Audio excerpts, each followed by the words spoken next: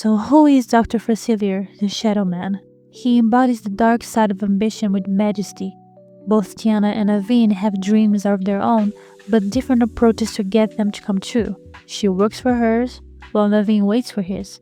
But Dr. Facilier sells them, offering a shortcut, but with a high price to pay. Now we can dive into the consequences of the characters and their decisions, and why he's a villain after all. So Tiana, even though they barely interact during the whole movie, which I'll get to when I'm talking about the movie another day, he tempts her with her vision of a long life dream, which is her restaurant, skipping years and years of hard work. He orchestrates everything around her, and he touches her on her late father's past difficulties, and how he died without living his dream.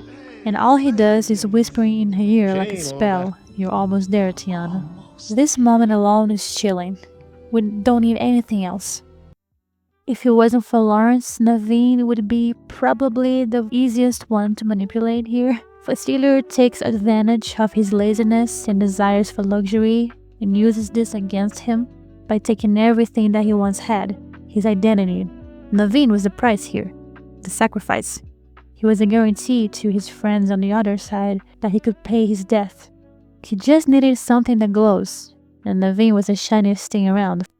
Larry is exactly what happens when bitter sweetness and low self-esteem with a hint of envy can cause you. His life was always tragic, the complete opposite of Naveen's, but he chose to keep it that way. His lack of self-worth was just what the Shadow Man needed to play with.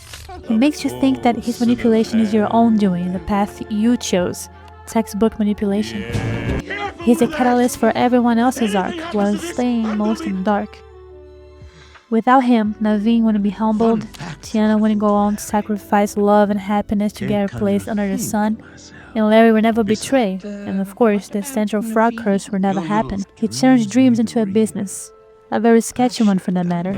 I'm the kind of person who had a personal top 10 of everything in life, and oh my god, this song is so high up it's nuts. The jazz, mysterious sound with some groovy and cabaret menace vibes just send me, I kid you not.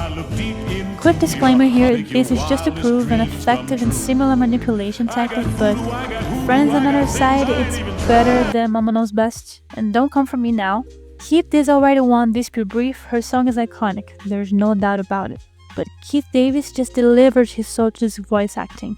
Gothel performs to manipulate Rapunzel and is really effective, but my man here sings to close the sale. He already knows he won, he's just bragging at this point. Also the outro, chills.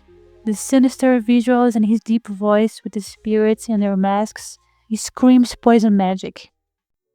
His lore is a bit different from the other Disney villains that we saw so far. He's not any deal with the devil kind of dude, and unlike Ursula, he doesn't own his powers. They're borrowed, like a loan. And if we think about it, he's trapped into the dark side.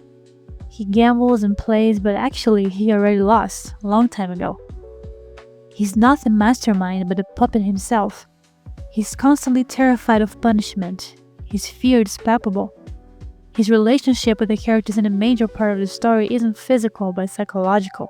He offers you a shortcut disguised as a trap and will laugh when you fail. But his laughter is a relief just because it wasn't him yet. His showdown at the cemetery is short, terrifying, and it sticks with you for a while, even after the movie is over. There's not a huge battle scene like other finales, Ursula or Scar, but a desperate man trying to save his own soul for the last time. And this time, he really lost. The friends from the other side are done with his promises and gambles for good this time. At the ending, he barely got to say a full sentence while he and his shadow sidekick were being dragged down to literal hell to finally pay his debt. If that isn't terrifying, I honestly don't know what it is.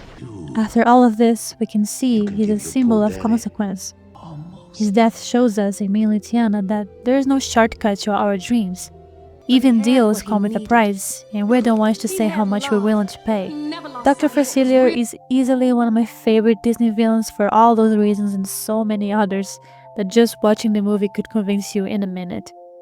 Kate Davis, his voice actor, God bless him, will forever have a little shadow in my heart for this amazing performance.